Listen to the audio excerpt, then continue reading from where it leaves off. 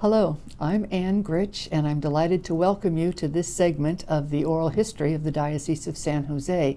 And I am particularly happy today because with us is Bishop Oscar Cantú, Bishop of the Diocese of San Jose. So, Bishop Cantú, welcome. Thank you, Ann. I'm delighted that you're here. Sure.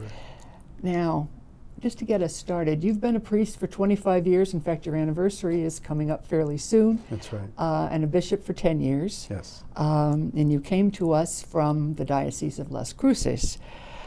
What significant events or insights from your years of ministry do you bring? What's been significant in your life as a priest or a bishop? Well, it's interesting. Thinking back when I was getting ready to wrap things up in the seminary and getting ready for priestly ordination, I had a sort of an exit interview with the rector of the seminary at that time, and on behalf of the priest personnel board, he asked me what sort of ministry I was interested in. And I told him, and I felt pretty strongly about this, that I grew up in the inner city of Houston and went through the Catholic school there and on to college prep and eventually to seminary, and that was a reality that I knew. I know it was a kind of a specialized ministry. Mm-hmm. So anyway, I said, if it's possible, I really would like to do inner city ministry in a bilingual setting, and if possible with a Catholic school. I felt strongly about Catholic education.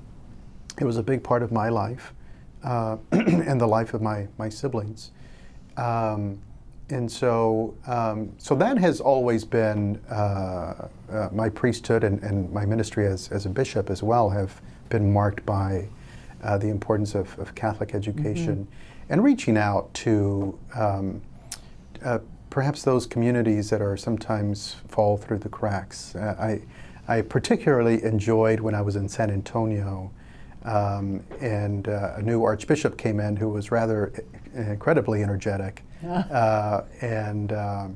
So I sort of just kind of got out of his hair and let him go. And I went out to visit all of the rural communities, and I really enjoyed that. It was peaceful. They appreciated the visit. I listened to them. I spent time with the pastors, and so I think in every situation, I can kind of find those opportunities to reach out to maybe those who may feel forgotten in some ways, and. Of course, there are those who I intentionally go visit as often as I can, and still they tell me, you're not here often enough.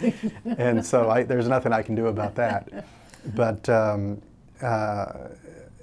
another thing that I did when I was in Las Cruces was that I got some invitations to give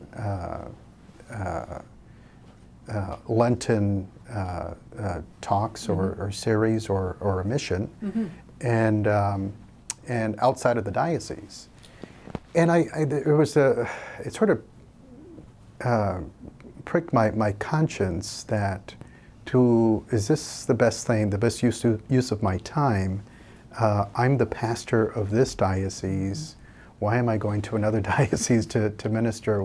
Obviously we should cooperate with each other, but I thought, well, why don't I take this opportunity, because it's something that I do enjoy, and go to some of the smaller or less visited parishes in my own diocese. So that was something that I started doing, giving Advent and Lenten series in some of the parishes. Was that fun? I enjoyed it, and it allowed me the time to visit with the pastors, to visit with parishioners, and it allowed me to do something deeply spiritual. Because sometimes we bishops get caught up in things that are more administrative and governance minded, so this brings me back to the core of who I am as a disciple, and as a pastor. And so those are some of the fun things, and I think that they're enriching certainly for myself, and hopefully for the parishioners. So those are some of the things that I've enjoyed along the way, and sort of marked my ministry over the past 25 years. Have you had a chance to visit some of our schools, particularly? I'm thinking of St. Elizabeth Seton School in Palo Alto, or St. Patrick's downtown.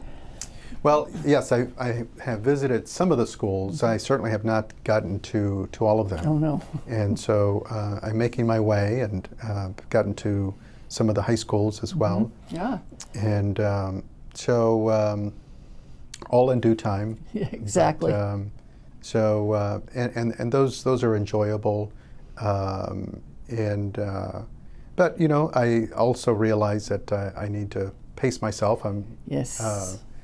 God willing, I'll be here for another 23 years or so, and so I've got plenty of time to to make my way around the well, and you've diocese. had a very busy transition time too, since you That's came right. here. You know, with Bishop PJ having surgery, and you Sure. know, you kind of have done little baptism by immersion, I think, in terms That's of right. our diocese. Yeah. Sure.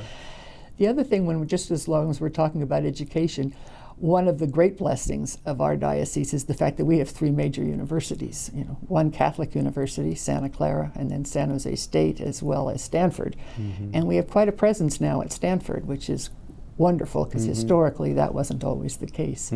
So I'm just wondering what your feeling is in terms of how we might, in the future, interact with universities. Sure. Well, you know, I've always felt strongly about higher education, and generally that it's important to promote, particularly in those first generation college goers, to promote higher education.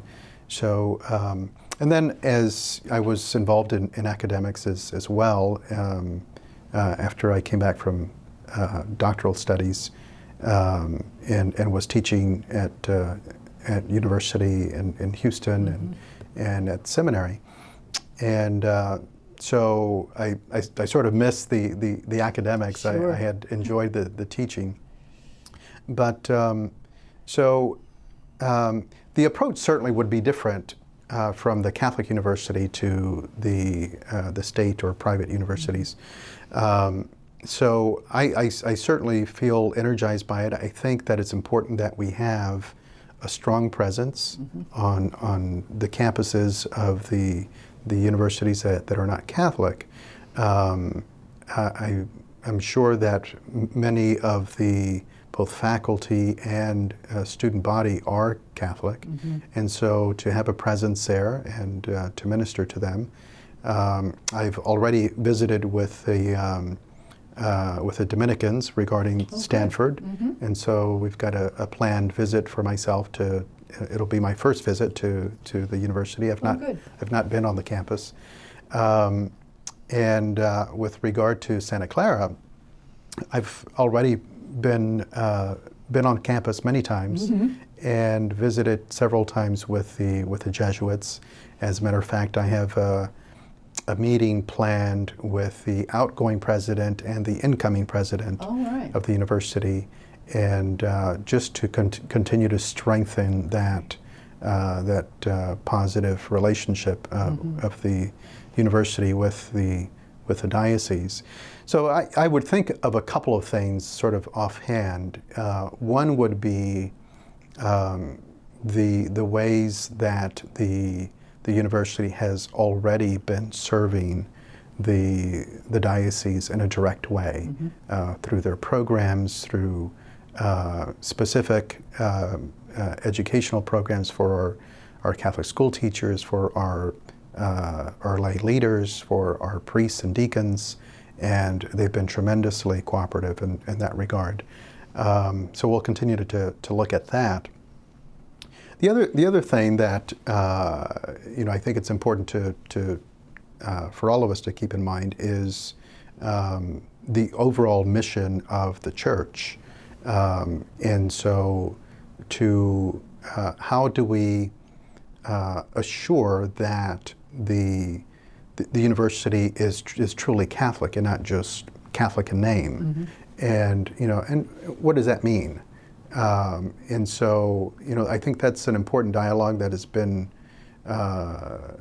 had over a bit more intentionally over the past 2 decades, and so Santa Clara is certainly blessed by the great number and the presence of the Jesuits themselves.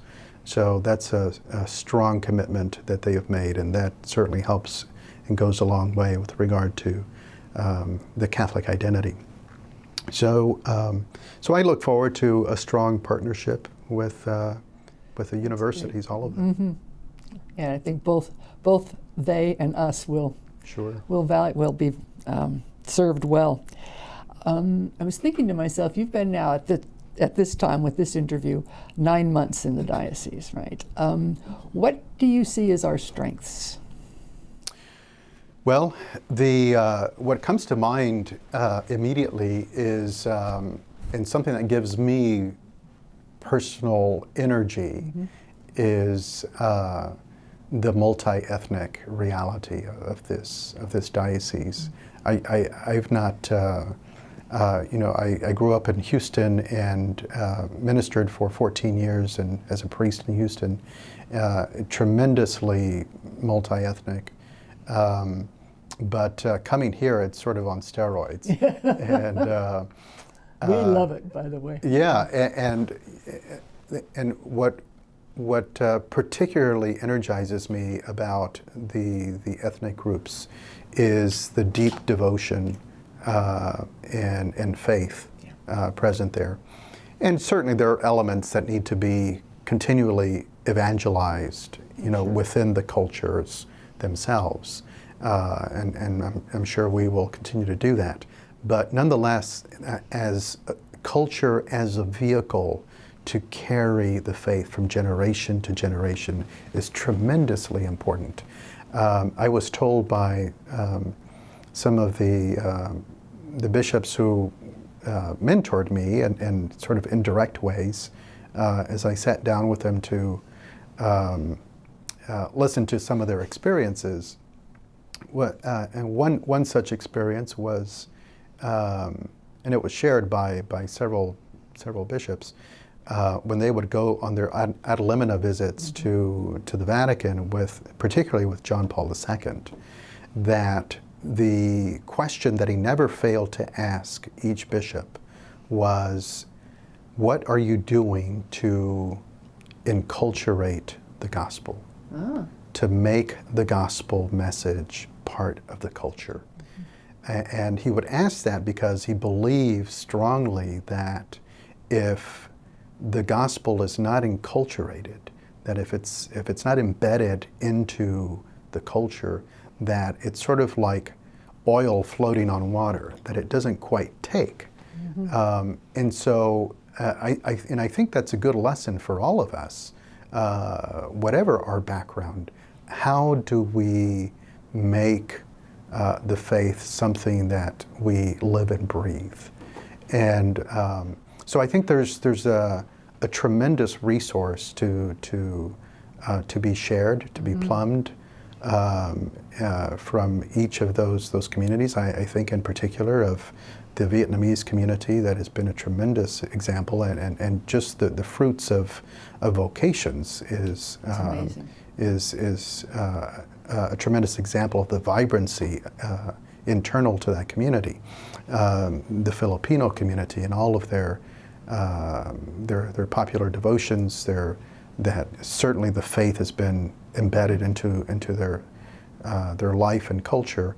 And I think a community that we really need to kind of walk with and encourage is the Spanish-speaking community, the Hispanic community. That we have some strong leadership there, but I think we still need to encourage more leadership and particularly vocations from that community. That's going to take some intentional work. Yes. But I think that there are a lot of riches to be plumbed from that community as well. I'm tremendously impressed by the Chinese and Korean communities. Aren't the Koreans and Chinese amazing? They're tremendously well educated. They're well organized, and the numbers of new adult baptisms each year from those communities is impressive. And so certainly a lesson for us all on how to be a witness and how to reach out and evangelize the community. So so those are some things that I think just give me tremendous energy. Obviously there are challenges. That was going to be my next question. Well, sure. It's you know, and something we're all quite aware of. It's on the front page every day. Is the housing crisis and the fact that we have, in one of the richest parts of the country, that we have people living on the streets and living in their cars, living in tents, and that working class people can't afford to live here, that are considering moving out of state. And that is a tragedy, because where will we get teachers and plumbers and firefighters and police officers, those that are essential for our community? So, but we have some of the smartest people in the world living in the Silicon Valley, and so we can solve this crisis. We just need to put our minds to it. We need to come together at the table and go at it. So I'm anxious to begin reaching out to some of our elected officials, our public servants, some of the private industry.